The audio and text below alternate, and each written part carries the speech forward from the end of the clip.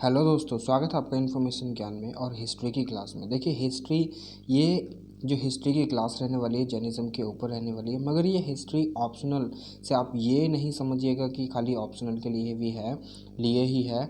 ये रिलीवेंट है और इक्विवेलेंट है हर एग्ज़ाम में, चाहे वो फिर बीपीएससी हो, ठीक है, और या फिर यूपीपीएससी ही क्यों ना हो, ठीक है। सारे एग्ज़ाम में इक्वली रिलीवेंट है ये हिस्ट्री, ठीक है, क्योंकि हिस्ट्री तो सेम ही रहने वाली है हर जगह की, होल ऑफ इंडिया की सेम ही रहने वाली है। तो आज इस वीडियो में हम बात करेंगे जैनिज़्म के बारे में। तो चलिए वीडियो को शुरू करते हैं। मैं हूं आपका दोस्त अरुण। अगर हम यहाँ पर जैनिज़्म की बात करें तो यहाँ पर जो फाउंडर थे, रियल फाउंडर थे, वो थे महावीर जी, यानी महावीर। जो पहले तो मैं आपको ये बता देता हूँ कि महावीरा जो थे हमारे जो 24 तीर्थंकारा थे ना, उसमें से जो लास्ट के तीर्थंकारा हुआ करते थे वो हमारे महावीर जी हुआ करते थे, ठीक है।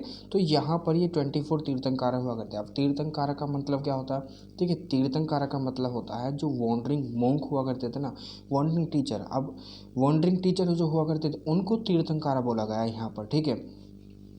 यहाँ पर जैन का मीन होता है फॉलोवर्स ऑफ महावीर, और वहीं पर इज़्म का मीन होता है, मतलब मीनिंग होता है वो होता है डॉक्ट्रिन। इज़्म का मतलब डॉक्ट्रिन और जैन का means Mahavir, followers of Mahavir, Mahavir के फॉलोवर्स। यहाँ पर आप महावीर भी लिख सकते हैं और महावीरा भी लिख सकते हैं, ठीक है।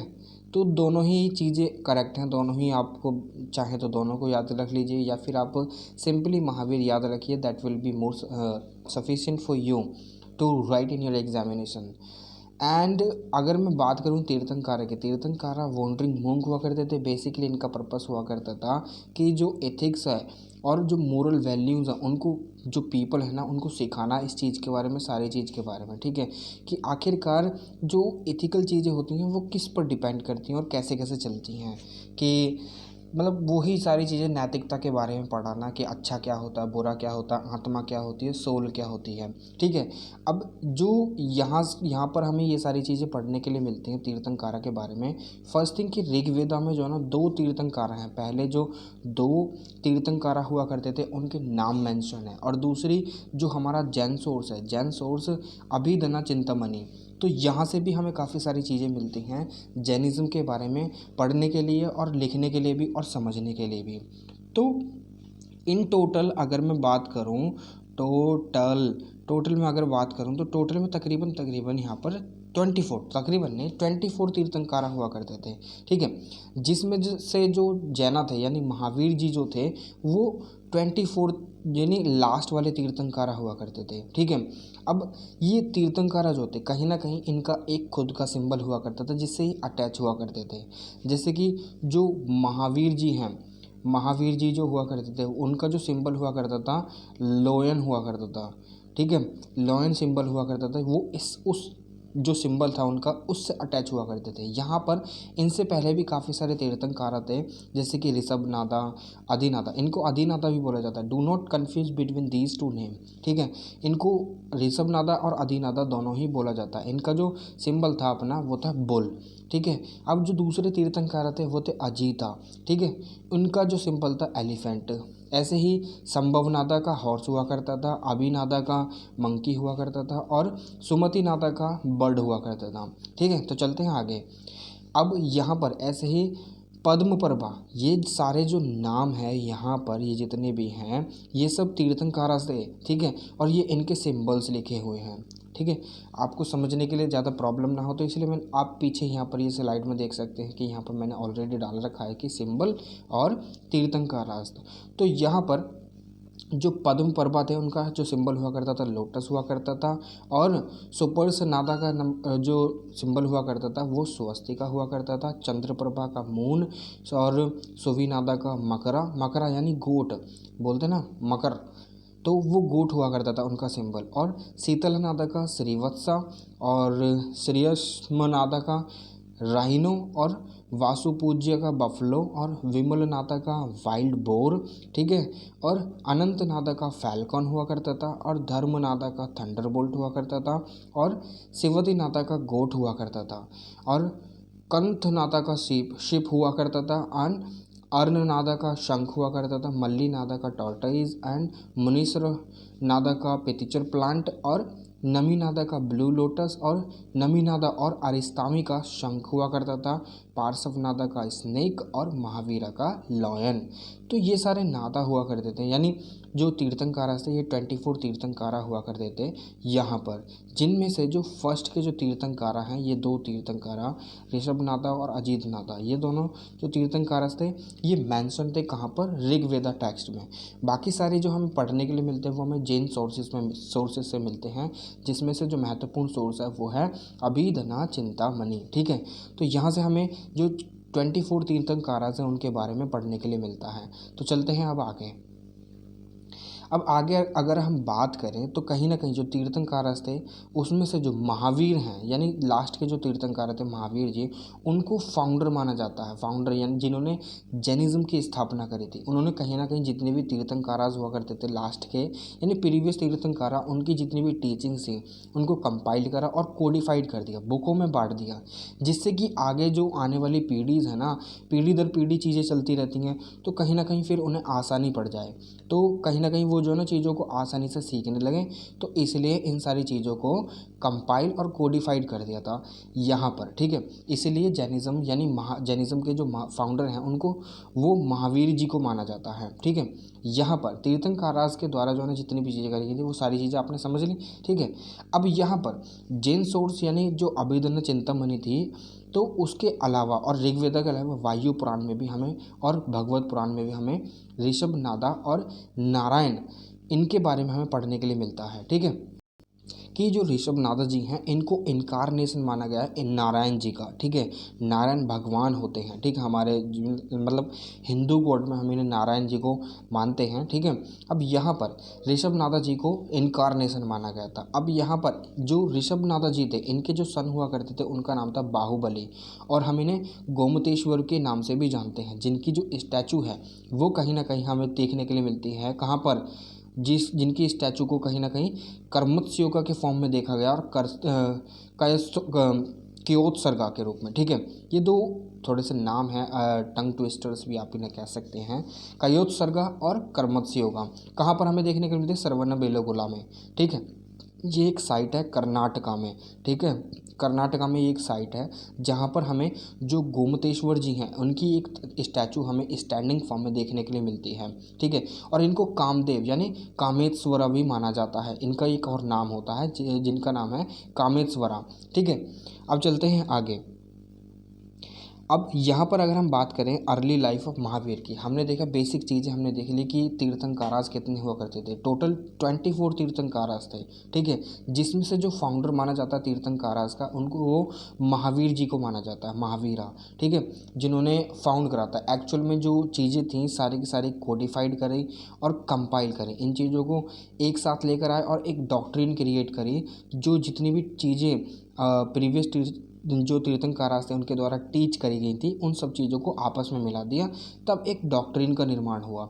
तो उस चीज़ के बाद अब यहाँ पर जो महावीर जी हैं उनकी लाइफ, तो मतलब उनकी लाइफ के बारे में जानना फिर इनएविटेबल बन जाता है, तो यहाँ पर हम उनकी लाइफ के बारे में जान लेते हैं। देखिए, यहाँ पर ओरिजिनल नेम जो हुआ करता था यहाँ पर इनका हुआ करता था वर्धमाना। ठीक है, इनको वर्धमान नाम से बुलाया जाता था। इनका जो जन्म हुआ था 540 BC में कुंडल ग्रामा और वैशाली एक महाजनपदा हुआ करता था, यहाँ पर इनका जन्म हुआ था। जो जहाँ पर इनका जन्म हुआ था उस क्लान के जो है ना उनके जो पिताजी थे यानी सिद्धार्था, वो हेड हुआ करते थे नत्रिका क्लान के। तो इनका जो जन्म हुआ था वो नत्रिका क्लान में हुआ था। ठीक है, यहाँ पर जे साइलेंट है। ठीक है, तो नत्रिका क्लान में इनका जन्म हुआ था और इनकी जो मदर थी उनका नाम था त्रिशा और त्रिशाला बे। दोनों में से आप कुछ भी यूज़ कीजिए, बोथ आर करेक्ट है। ये लक्ष्मी प्रिंसेस हुआ करती थी, सिस्टर चेटका की सिस्टर हुआ करती थी, जो कि लक्ष्मी का रूलर हुआ करता था। अब ये जो त्रिशाला थी वो जो चेल्लाना, मैंने आपको पढ़ाया था कि लक्ष्मी की एक प्रिंसेस हुआ करती थी चेल्लाना, यानी चेटका की डॉटर, जिसकी शादी किससे हुई थी, बिंबिसारा से। तो कहीं ना कहीं चेल्लाना की आंट थी ये, यानी बुआ थी। ठीक है, तो कहीं ना कहीं जो बिंबिसारा और ये यानी बिंबिसारा का जो महाजनपदा हुआ करता था वो था मगधा। ठीक है, अब मगधा और वज्जी और ये लक्ष्मी रूलर कहाँ था, ये क्लान हुआ करती थी वज्जी महाजनपदा में। तो कहीं ना कहीं ये सारे के सारे आपस में कनेक्टेड थे।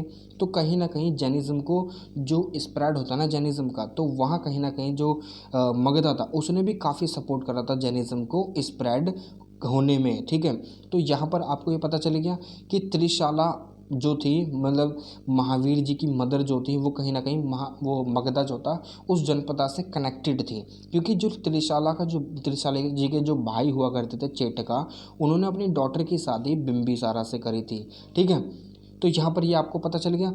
अब ये जो वर्धमान जी थे, इनकी वाइफ का नाम था यशोदा, जो कोसलन प्रिंसेस थी। अब कोसलन प्रिंसेस जब वाइफ हैं, तो कहीं ना कहीं कोसला भी जो महाजनपदा हुआ करता था वो भी कहीं ना कहीं फिर सहायता करेगा महावीर जी की, उनकी जो इज़म है यानी डॉक्ट्रिन है उसको स्प्रेड करने में। तो ये सारी चीज़ें मैं आपको इसलिए अभी बता रहा हूँ ताकि जब मैं आपको बताऊँगा कि जैनिज़्म का स्प्रेड कैसे हुआ था, तो ये सारी चीज़ें आपको काम आएंगी। ठीक है, तो चलिए आगे बढ़ते हैं। अब इनके जो डॉटर थी उनका नाम था प्रियदर्शिका। ठीक है, जिनको अनुजा नाम से भी जाना जाता है। और सन इन लॉ जमाली इनका सन इन लॉ हुआ करता था, जो कि आगे चल के जब ये 30 साल की उम्र में घर छोड़ देते हैं, उसके बाद इन्होंने अपनी जो जैनिज़्म की शिक्षा ली, उसके बाद ये फिर सारी जो तीर्थंकर हैं उनकी जो जितनी भी टीचिंग्स हैं उनको कंपाइल करते हैं, कोडिफाइड करते हैं, तो उसके बाद ये गुरु कहलाते हैं। ठीक है, उसके बाद इनके जो फर्स्ट डिसाइपल बनते हैं वो जमाली ही बनते हैं, इनके जो सन इन लॉ हुआ करते थे। ठीक है, अब इन्होंने अपना जो घर था वो 30 साल की उम्र में छोड़ दिया था। ठीक है, अब इसके बाद ये आगे बढ़ जाते हैं। हमने जब घर छोड़ देते हैं ना, उसके बाद जब आगे चलते हैं, तो आगे चलने के बाद आगे चलते रहते तो इनको काफ़ी जो अब एक कुटिया मिलती है जहाँ पर ये अपनी टीचिंग से स्टार्ट करते हैं। ठीक है, और वहाँ पर हमें एक चीज़ ज़रूरी बन जाती है कि वो लैंग्वेज कौन सी बोला करते थे। तो अर्धमगधी वो बोला करते थे, मगर उन्होंने जब अपनी टीचिंग चालू करी थी वो प्राकृत लैंग्वेज में चालू करी थी, मगर उनको जो नॉलेज थी वो दोनों ही लैंग्वेज की नॉलेज थी। ठीक है, अब जब ये आगे बढ़ते जाते हैं तो कहीं ना कहीं इन्हें जो है ना रास्ते में महागौशाला जी की कुटिया मिलती है, जहाँ पर ये सारे की सारी चीज़ें इनकी जो टीचिंग सब वहीं से चालू होती हैं। एक बार क्या होता है कि सुबह का समय होता है, और सुबह के समय में जब सारी चीज़ें आसानी से हो रही होती हैं, तो सुबह के समय में देखते हैं कि जो महावीर जी हैं वो गंगा जी में जब स्नान कर रहे होते हैं, पानी में स्नान कर रहे होते हैं, तो वहाँ से वो निवस्त्र निकलते हैं। तो उन वहाँ से जो है ना निवस्त्र होने का जो कारण है वो वहाँ से इमर्ज होकर आता है। जब महागौशाला जी, जब मैंने आपको आजीविका सेक्ट पढ़ाई थी तो मैंने आपको मिकाली गौशाला पढ़ाया था, उन्हीं को महागौशाला जी बोला गया है यहाँ पर। ठीक है, तो जब महावीर जी को वो निवस्त्र देखते हैं, वो कहते हैं कि आपने कपड़े वगैरह तो पहने ही नहीं हैं, तो आप कैसे कैसे रह सकते हैं। तो महागौशाला जी अपने जो वो होते हैं ना कुटिया सी, अपने जो मतलब एक धर्म होता आजीविका सेक्ट, तो वहाँ से इनको बाहर निकाल देते हैं और कह देते हैं कि तुम यहाँ पर रहने लायक नहीं हो। क्योंकि बाद में चलकर जो है ना आजीविका सेक्ट में भी यही चीज़ें अपनाई जाती हैं कि वो भी बिना वस्त्र के ही रहा करते थे। ठीक है, क्योंकि वहाँ पर भी कहीं ना कहीं जो एक इन्फ्लुएंस है ना वो क्रिएट हो जाता है जैनिज़्म का।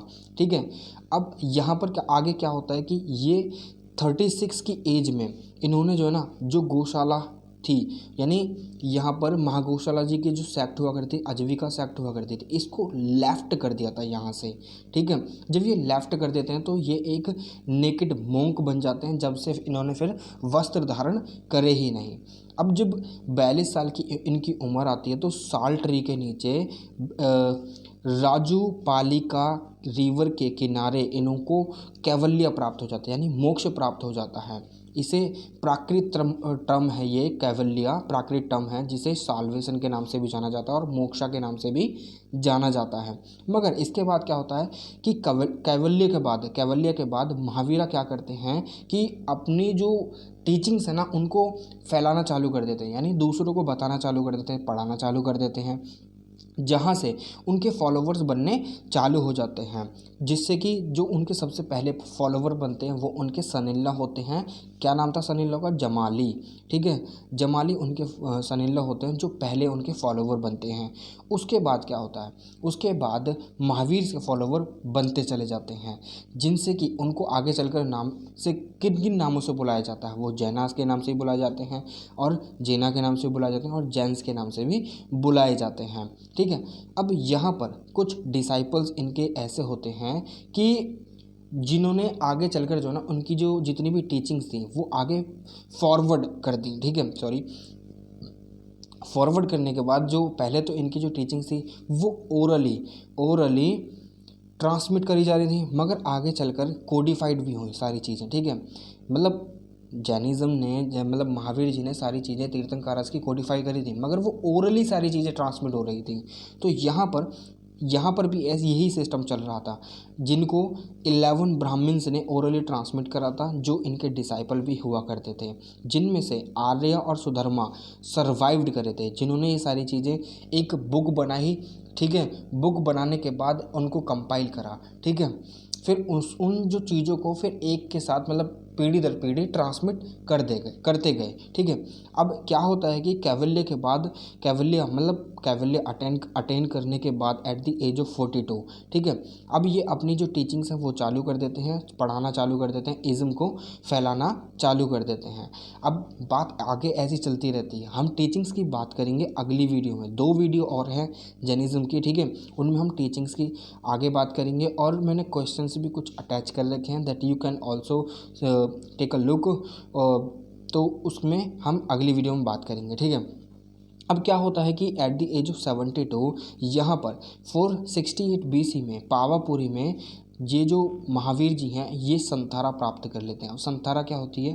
Final separation of body and soul, महाकैवल्य को प्राप्त कर लेते हैं, यानी महाकैवल्य यहाँ पर इनको प्राप्त हो जाता है। मगर एक चीज़ कॉमन आपको देखने के लिए मिलेगी कि जो मल्ला होते हैं, मल्ला एक महाजनपदा हुआ करता था, ये ही महावीर जी को क्रिमेट करते हैं और ये ही बुद्धा जी को भी क्रिमेट करते हैं। तो ये 2 चीज़ बुद्धिज़्म और जैनिज़्म में आपस में कॉमन थी। तो ये थी अर्ली लाइफ ऑफ जैनिज़्म। तो आगे हम महावीर जी की टीचिंग्स के बारे में पढ़ेंगे। तो अगली वीडियो जो होगी हमारी टीचिंग्स ऑफ महावीर होगी, TEACHINGS, सॉरी मार्कर थोड़ा सा काम नहीं कर रहा है, ठीक है। तो हम टीचिंग्स के बारे में पढ़ेंगे आगे महावीर जी की। तो अगली वीडियो में फिर से मुलाकात होगी आपकी और हमारी। मगर अगर आपने चैनल सब्सक्राइब नहीं करा है तो do hit the subscribe button and like my video if you really like it, ठीक है, अदरवाइज़ कोई ज़रूरत नहीं है, ठीक है। तो इस वीडियो में फ़िलहाल के लिए इतना ही। आगे अगली वीडियो में फिर से मुलाकात होगी महावीर जी की टीचिंग्स के साथ। तब तक के लिए जय हिंद।